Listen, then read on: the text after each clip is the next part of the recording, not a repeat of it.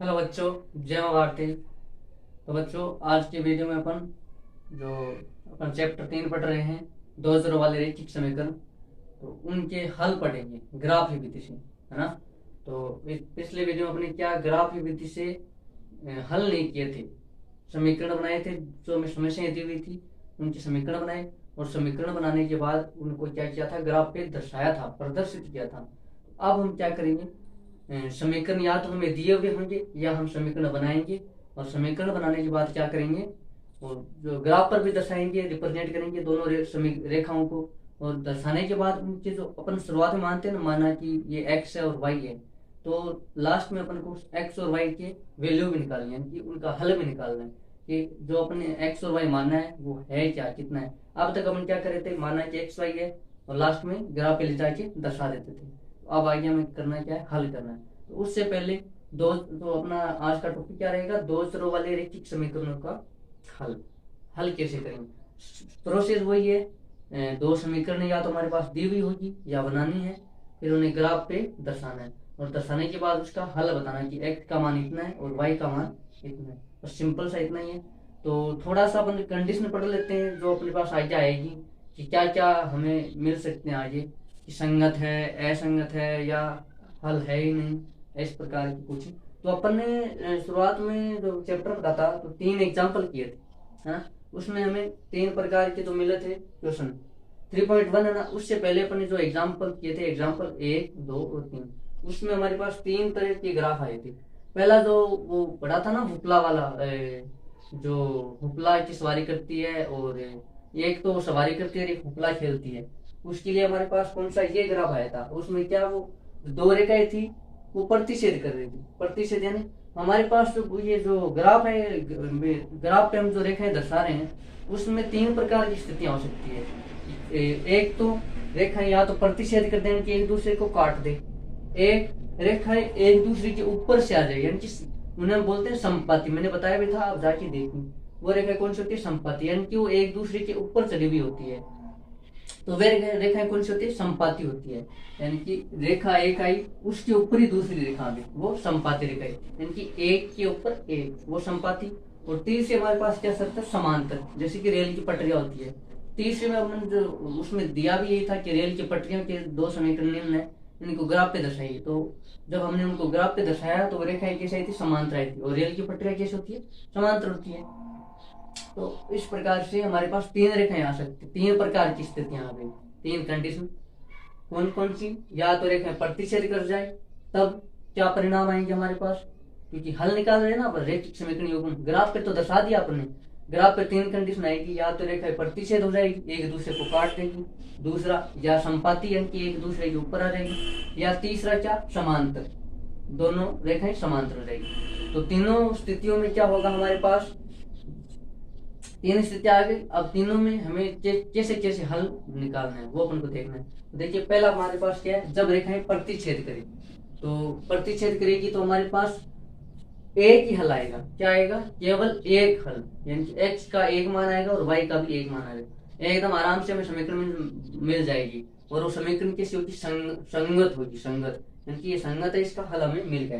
प्रतिच्छेद होगी तब एक ही हल कैसे आएगा, क्यों, क्योंकि जो 2 रेखाएं प्रतिच्छेद करेगी, तो एक्स और वाई जो रेखाएं हैं, क्योंकि ये निर्देशांक होते हैं, एक निर्देशांक पर ये प्रतिच्छेद करेगी, तो एक ही बिंदु, यदि 2 रेखाएं प्रतिच्छेद करेगी तो एक ही बिंदु पर करेगी, तो एक बिंदु पर करेगी, तो ये बिंदु यहाँ पे प्रतिच्छेद, इसके निर्देशांक कितने हैं, इनको निर्देशांक बोलते हैं। तो ये निर्देशांक कितने, 4 और 2। ये 4 क्या है, एक्स का मान है, और 2 क्या है, वाई का मान है। तो जब हमने माना कि एक्स ये है और वाई ये है, तो फिर हम कह देंगे एक्स का मान यहाँ पे कितना मिला है, क्योंकि बिंदु ये एक मिला प्रतिच्छेद करने पे, तो ये इसका क्या हो गया, हल हो गया, है ना। तो 4 और 2, तो हम जैसे उसमें हमने माना था कि भाई एक्स क्या है, तो ये 4 हो जाएगा एक्स का मान, और वाई हमने जो माना वो 2 हो जाएगा वाई का मान। तो यहाँ से हमें हल मिल गया। तो प्रतिच्छेद रेखा में हमें हल आराम से मिल जाएगा, और कितना मिलेगा, एक हल, केवल और केवल एक, यूनिक, है ना। तो हम यहाँ पे लिख देंगे, जब रेखाएं प्रतिच्छेद करें, यदि जब हम आगे क्वेश्चन करेंगे उसमें यदि रेखाएं प्रतिच्छेद कर जाए, तो हमें क्या, केवल एक हल प्राप्त होगा, एक अद्वितीय हल। अद्वितीय का मतलब होता है यूनिक, अद्वितीय यानी कि दूसरा कोई नहीं होगा, केवल और केवल एक हल प्राप्त होगा, अद्वितीय हल। जिसमें जब रेखाएं प्रतिच्छेद करें उसमें अद्वितीय हल होगा।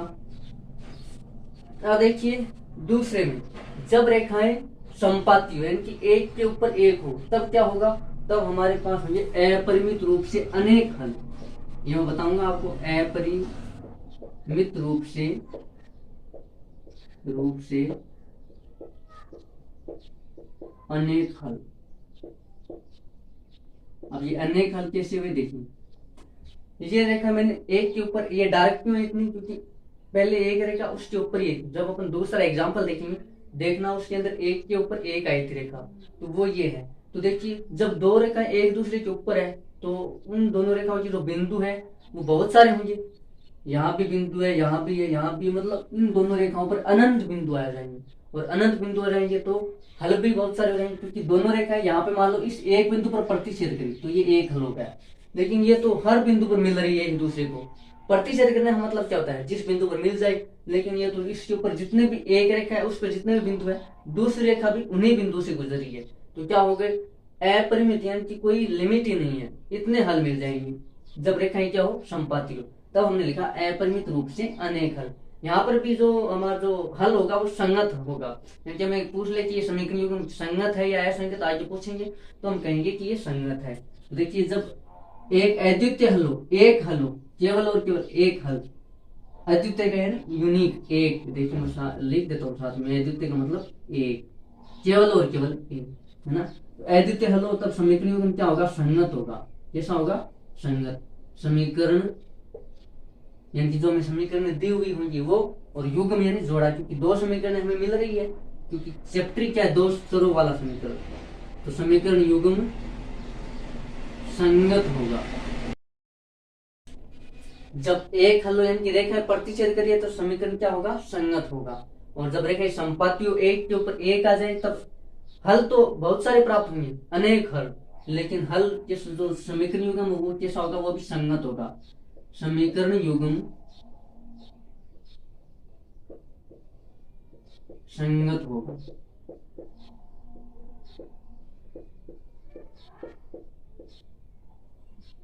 और अब आगे वाला है जब रेखाएं समांतर हो तो हल। देखिए आप, ये दोनों रेखाएं किसी एक बिंदु पर मिल रही है क्या, हल हमें कब मिलेगी, जब दोनों रेखाएं एक बिंदु पर टच करे मिले, तो ये तो दोनों मिले, ये क्या है, समांतर रेखाएं। और समांतर रेखाओं की शर्त क्या होती है, वो कभी भी एक दूसरे को किसी बिंदु पर नहीं मिलती है। तो यदि जब किसी बिंदु पर मिल ही नहीं रही है तो हल कहां से आएगा, मतलब हल नहीं प्राप्त होगा। तो हम यहाँ पे लिखेंगे, ये इसके लिए है, हमें तीन प्रकार की स्थितियां प्राप्त होगी, जब हम ग्राफ पे दर्शाएंगे तो तीन मिलेंगे। तो एक तो जब रेखाएं प्रतिच्छेद करें, जब रेखाएं संपाती हो, और जब रेखाएं समांतर हो। तो ये हमने शुरुआत में बुक, इसीलिए तो बुक में देखिए तीन एग्जाम्पल इसी टाइप के दिए हुए थे, पहले में प्रतिच्छेद हुए, दूसरे में संपाती, तीसरे में समांतर। तो जब रेखाएं समांतर हो तब कोई हल नहीं होगा, कोई हल नहीं। क्यों नहीं होगा, क्योंकि ये रेखाएं कहीं पर प्रतिच्छेद नहीं कर रही है, कहीं पर मिल नहीं रही है, कोई उभयनिष्ठ, उभयनिष्ठ यानी दोनों का समान बिंदु वो नहीं मिल रहा है, तो हल कहां से मिलेगा, तो कोई हल नहीं, हल नहीं, कोई हल नहीं मिलेगा। अब देखिए ये संगत है, ये संगत है, तो क्या ये भी संगत होगा, नहीं होगा। इसके तो समीकरण युग्म आएंगे वो असंगत होंगे। अब आगे हम पढ़ेंगे संगत क्या होता है और असंगत क्या होता है, देखिए मैं बताऊंगा आपको। देखिए इसका जो समीकरण युग्म वो कैसा होगा, असंगत। समीकरण युग्म असंगत होगा।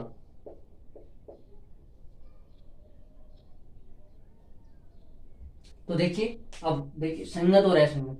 संगत वो जब हमें किसी समीकरण युग्म का, रेखीय समीकरण युग्म का कोई हल प्राप्त हो जाए तो रेखीय समीकरण युग्म संगत होगा।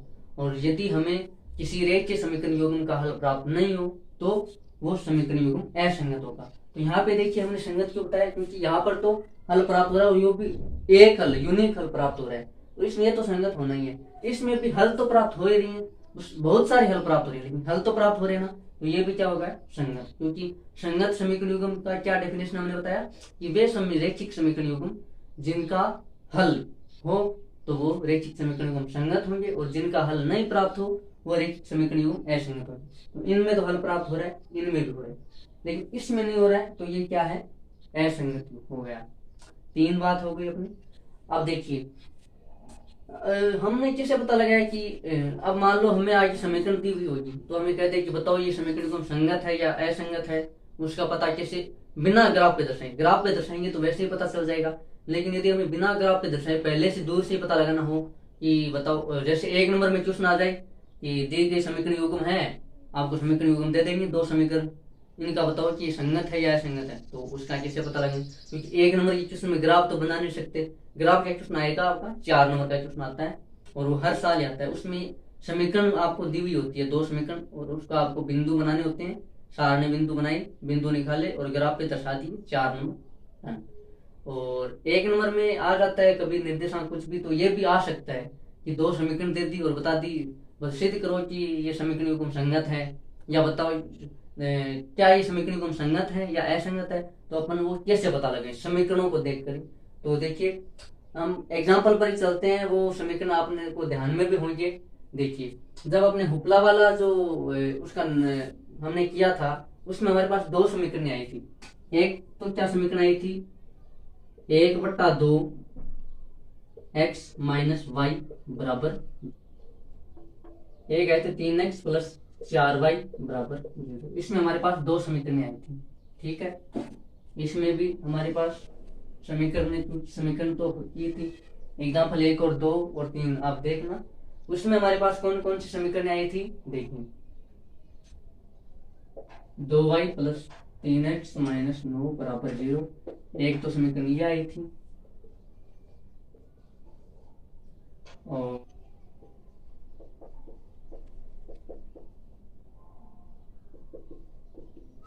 एक समीकरण ये आई थी। इसमें देखो x प्लस 2y माइनस 4 समीकरण 1 बराबर 0, समीकरण 1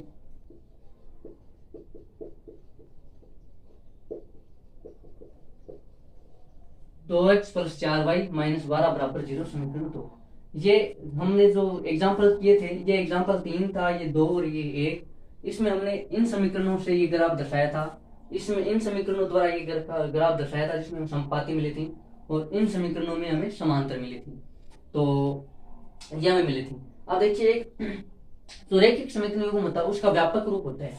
क्या होता है व्यापक रूप, देखिए रैखिक समीकरण युग्म का एक व्यापक रूप होता है, मैं आपको यहाँ पे लिख के बताता हूँ। a1x plus b1y plus c1, ठीक है, बराबर 0। ये एक हो गया, क्योंकि 2 रैखिक समीकरण होते हैं हमारे पास। दूसरा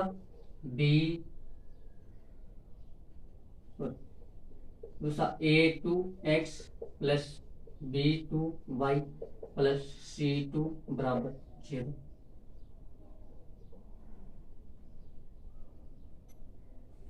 अब एक बात बताइए आप, ये 2 चर वाले रैखिक समीकरण, अब ये a1 b1 c1 और a2 b2 और c2 यहाँ पे क्या है, तो देखिए x y और x y 2 चर आ रहे हैं, इनमें भी तो 2 चर वाले रैखिक समीकरण का व्यापक रूप ये हो गया, a1x b1y प्लस c1 बराबर 0, a2x plus b2y plus c2 बराबर 0। ये व्यापक रूप है समीकरण का। तो यहाँ पे a1 b1 c1 समीकरण के क्या है, गुणांक है। a1 b1 c1 a2 b2 c2, ये क्या है, उन समीकरणों के गुणांक है। जैसे कि मान लो यहाँ पे x का गुणा कितना है, 1/2, तो ये क्या है a1। y का गुणा कितना है -1, तो ये कितना है b1। अचर पद यहाँ पे कितना है 0, 0 ही अचर पद यहाँ पे, तो ये c1 हो गया 0। यहाँ पे देखिए x, इसमें समीकरण 2 में x का मान कितना है 3, तो ये क्या हो गया a2। इसमें b2 कितना है 4, y का गुणा कितना 4 है, तो ये a1 b1 c1 और a2 b2 c2 क्या है, दिए गए रैखिक समीकरण युग्मों में जो गुणांक होते हैं, जो गुणा में जो संख्या लिखी होती है, वो है a1 b1।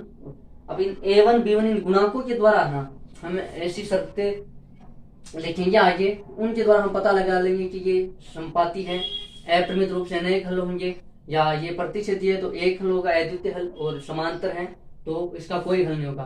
तो हम इन गुणांकों के द्वारा, क्योंकि समीकरण यदि हमें दी हुई होगी या नहीं भी दी हुई, समस्या हमें दी हुई है, तो उससे हम समीकरण बनाएंगे, उस समीकरण के हम गुणांकों से पता लगा के बता सकेंगे कि ये प्रतिच्छेद करेगी, ग्राफ पे दर्शाएंगे, तो पहले से हम बता देंगे, है ना।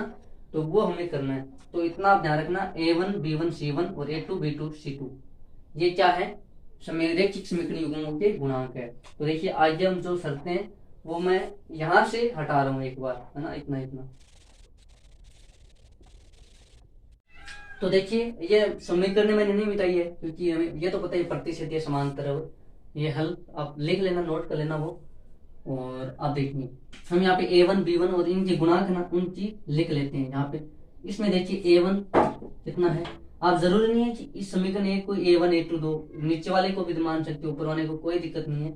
लेकिन जहां यहाँ पे यदि A1 तो ये B1 होगा, ये C1 होगा, ये नहीं कि इसको A1 यहाँ B2 ये C1, ऐसे नहीं करना है। यदि A1 ले रहे हैं तो A1 B1 C1, A2 ले रहे हैं तो A2 B2 C2, ऐसे करना है ना। तो गुणांक देखो, इसमें पहले वाले समीकरण में A1 कितना है 1/2, है ना। x का गुणांक, A1 क्या होता है x का गुणांक, B1 क्या होता है y का गुणांक, और C1 अचर पद।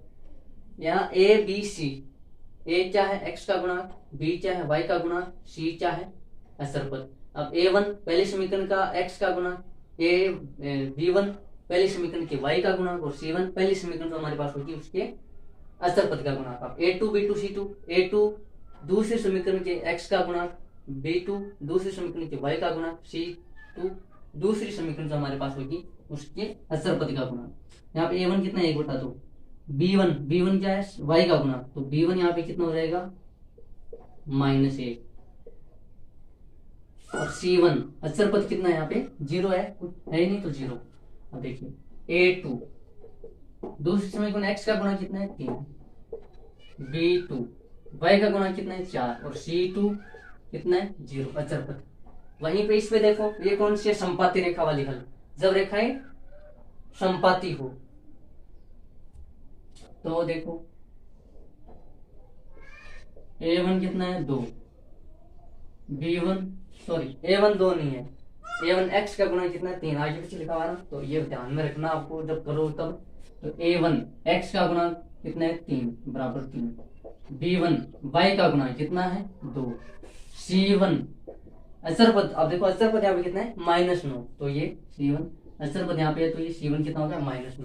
यहाँ पे देखिए A2 x का गुणांक 6, B2 y का गुणांक 4, और C2 गुणांक का मतलब जैसे y का गुणांक, तो y के गुणा में क्या है 4 है, तो यदि ओनली y होता तो उसके गुणा में गुणा कितना होता 1, क्योंकि उसके गुणा में यदि गुणांक हमें जैसे y है, y का हमें गुणांक लिखना है तो कितना है, क्योंकि 1 से गुणा कर सकते हैं, तो y का गुणा कितना हो जाएगा 1, और 0 तो हो ही नहीं सकता, क्योंकि 0 होगा तो यदि किसी का गुणांक 0 है, 0 से गुणा होती तो वो 0 ही हो जाएगा, तो उस चर का अस्तित्व नहीं रहेगा। C2 कितना है -18, इसमें अचर पद कितना है -18। अब इसमें देखो A1 कितना है x का गुणांक कुछ नहीं है तो 1, B2 y का गुणांक कितना है 2, C1 सॉरी B2 नहीं B1 कितना है 2 y का गुणांक, और C1 अचर पद कितना है -4। अब इसमें A2 x का गुणांक कितना है 2, B2 y का गुणांक कितना है 4, C2 अचर पद कितना है -12। तो ये हमने A1 B1 C1 और A2 B2 C2 इसका पता लगा लिया इसमें। अब देखिए अब हम A1 B1 जो अनुपात ना उनकी हम तुलना करेंगे, क्या करने के लिए, ये पता लगाने के लिए कि ये जो समीकरण हमें दिए हुए वो संगत है असंगत है। और संगत असंगत का मतलब यदि संगत आ रहा है तो वो प्रतिच्छेदी भी है और संपाती भी है। और प्रतिच्छेदी का कैसे पता करेंगे वो भी हमें, तो प्रतिच्छेदी कैसे, उसके लिए हमें क्या पता होना चाहिए, जो A1 B1 C1 ये है इनका जो अनुपात है वो हमें पता होना चाहिए, A1 बट्टा A2 B1 बट्टा B2 और C1 बट्टा C2।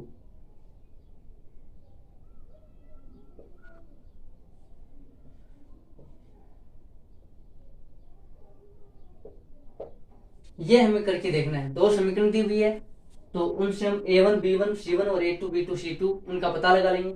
फिर उनका अनुपात निकालेंगे, है ना। हमें A1 B1 तीनों में पता चल गया गुणांक। उसके बाद अनुपात देखेंगे, वो अनुपात किस प्रकार से होता है उस हिसाब से हम शर्त लिखेंगे।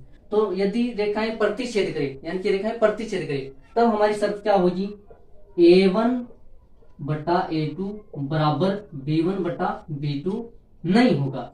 यानी कि जब A1 और A2 हम कोई भी हमें समीकरण दिए हुए उनका अपन A1 B1 C1 और A2 B2 C2 निकालेंगे, उनके गुणांक निकाल लिए। अब A1 बटा A2 करेंगे और B1 बटा B2 यानी कि अनुपात करेंगे, A1 में A2 का भाग देंगे, B1 में B2 का भाग देंगे। वो यदि बराबर नहीं होंगे तब वो जो समीकरण उनसे जो ग्राफ पे रेखाएं आएगी वो क्या करेगी, प्रतिच्छेद करेगी। क्या करेगी, प्रतिच्छेद करेगी। तो देखिए अब इसका मतलब हमने क्या कहा कि A1 बटा A2 और B1 बटा B2 करेंगे तो रेखाएं प्रतिच्छेद करेगी। तो यहाँ पे देखो हम करके देखते हैं कि बराबर आ रहा है या नहीं आ रहा है। यदि बराबर नहीं आया तो इसमें बराबर नहीं आएगा, क्यों, क्योंकि ये समीकरण कौन सी है, प्रतिच्छेद करने वाली इसकी है, तो इसमें बराबर नहीं आएगा। तो देखो यहाँ पे A1 हमारा कितना है, 1/2 अपॉन A2 कितना है 3, A2 हो गया 3। इसको हम यदि हल करेंगे तो ये कितना आ जाएगा, 3/2 आ जाएगा। ये कितना आ जाएगा, 3/2 आ गया। अब बराबर ये तो हमने इसको हल किया है 1/2 और बट्टे 3 को। A1 बटा A2 कितना आ गया, 3/2 आ गया। अब B1 देखो, B1 कितना है -1, B1 देखिए -1, B2 कितना है 4/4। तो क्या ये तो A1 बटा, ये तो है A1 और A2 का अनुपात, और ये जो है ये है B1 और B2 का अनुपात।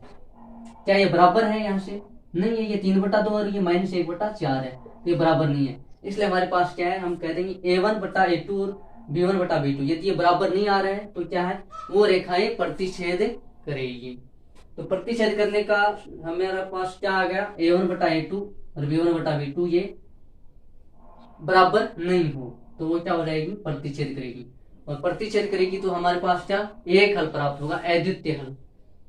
इसी प्रकार यहाँ पे देखिए इसकी क्या शर्त है, यहाँ ये देखिए जब रेखाएं प्रतिच्छेद करें, वापस मैं लिख देता हूं यहाँ पे, जब रेखाएं, तब हमारे पास क्या आना चाहिए, A1 अपॉन A2, ये जो गुणांक है दो रैखिक समीकरणों युग्म के, वो गुणांक A1 बटा A2 B1 बटा B2 बराबर नहीं आने चाहिए, तो रेखाएं क्या करेगी, प्रतिच्छेद करेगी। अब देखिए इसमें क्या होना चाहिए, इसमें ये जो अनुपात हमारा दिया हुआ है ये है अनुपात, ये A1 बटा A2 यानी कि A1 का A का अनुपात यानी कि X का अनुपात है, X के गुणांकों का अनुपात, B1 बटा B2 Y के गुणांकों का अनुपात, C1 बटा C2 अचर, ये तीनों हमारे पास क्या आने चाहिए, बराबर आने चाहिए। किसमें, संपाती में। यदि ये तीनों हमारे पास बराबर आ जाते हैं तब हम बोल देंगे कि दिए गए जो रैखिक समीकरण युग्म है उनका अनेक हल होगा, अपरिमित रूप से, कोई लिमिट नहीं, कितने भी हल हो सकते हैं। और वो रेखाएं कैसे होगी, संपाती होगी। और संगत तो हम बोलेंगे, प्रतिच्छेद करेगी तब भी उनका जो रैखिक समीकरण युग्म संगत होगा, और संपाती होगी तब भी उनका रैखिक समीकरण युग्म संगत होगा। असंगत केवल किसमें होगा, समांतर वाले में। तो संपाती में क्या कि यदि A1 बटा A2 B1 बटा B2 और C1 बटा C2 तीनों बराबर आ जाए तो वो क्या होगा, रेखा संपाती होगी और उनका अपरिमित रूप से अनेक हल होगा। तो ये कहां पे, जब रेखाएं संपाती हो।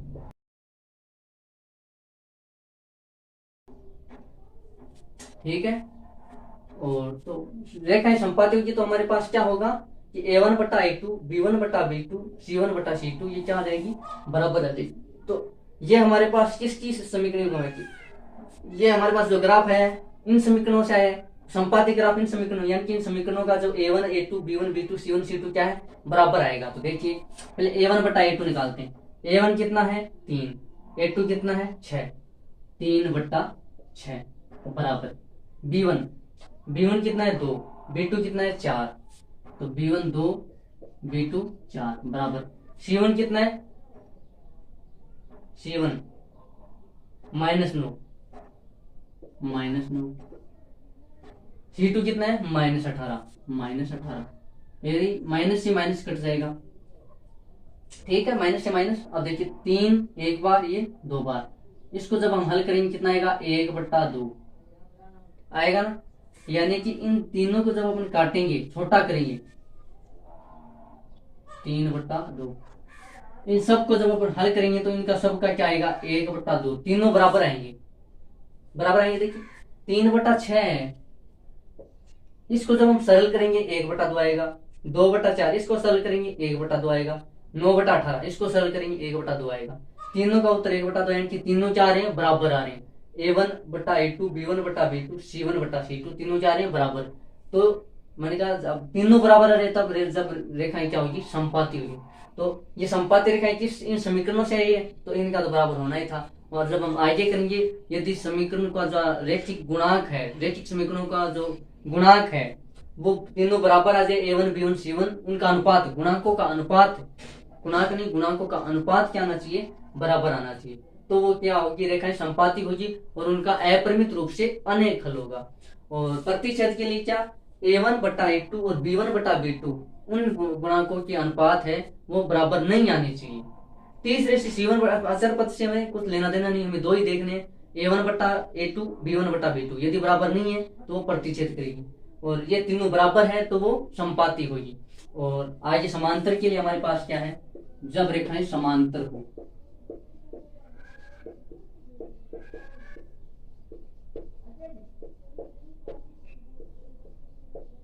समांतर हो, तो उसके लिए हमारे पास क्या शर्त है, उसके लिए देखिए A1/A2, B1/B2, C1/C2, ये दो तो बराबर होने चाहिए। अचर पद का गुणांक का जो अनुपात है वो बराबर नहीं होना चाहिए। यदि ये शर्त कोई लागू कर देता कोई समीकरण युग्म, तो वो क्या होंगे, समांतर होंगे। और समांतर होंगे तो उसका कोई हल नहीं होगा। कोई हल क्यों नहीं होगा, क्योंकि ये किसी बिंदु पर प्रतिच्छेद नहीं करेंगे। तो हमें इन समीकरणों से, मैंने साथ में समीकरण क्यों लिखे, ताकि आपको साथ साथ समझ में भी आ जाए। इन समीकरणों से हमें समांतर रेखा मिली है, तो ये क्या इस शर्त को फॉलो करेंगे ना, जरूर जरूर इसको लागू होगी इसके ऊपर। तो आप ये कहोगे कि ये शर्त आप लेके कहां से, तो ये शर्त जो नियम होते हैं वो कैसे बनते हैं, बार बार हम कोई प्रयोग ये करते हैं। जैसे कि मान लो जिसने भी कोई भी महान गणितज्ञ थे उन्होंने ये बनाया है, तो कैसे बनाया, यदि एक रूल बार बार हम कोई चीज कर रहे हैं, उसको बार बार करता फॉलो आ रहा है। जैसे कि मान लो कोई व्यक्ति है, वो 10 बार समीकरणों को हल किया, और 10 बार जैसे ये प्रतिच्छेद जब भी रेखा ग्राफ पे, हल तो हम कर ही सकते हैं, मान लो ये शर्त तो बाद में आई, हल करेंगे तो हल किया, प्रतिच्छेद रेखाएं आई 10, जिसने उसने हल किए 10 में प्रतिच्छेद ग्राफ प्राप्त हुआ, प्रतिच्छेद रेखाओं का ग्राफ प्राप्त हुआ। तो उन्होंने उन गुणांकों की जो तुलना की ना, तो ये कंडीशन निकल के आई सब में सेम, A1/A2 B1/B2 ये जब बराबर नहीं होंगे तो वो रेखाएं प्रतिच्छेद ही करेगी। ये सब पर लागू हो गया तो ये नियम बन गया।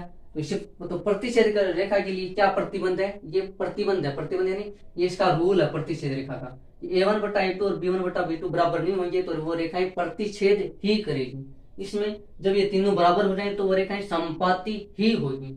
और जब A1/A2 B1/B2 और C ये तो बराबर हो लेकिन ये बराबर नहीं हो तो वो रेखाएं समांतर ही होगी।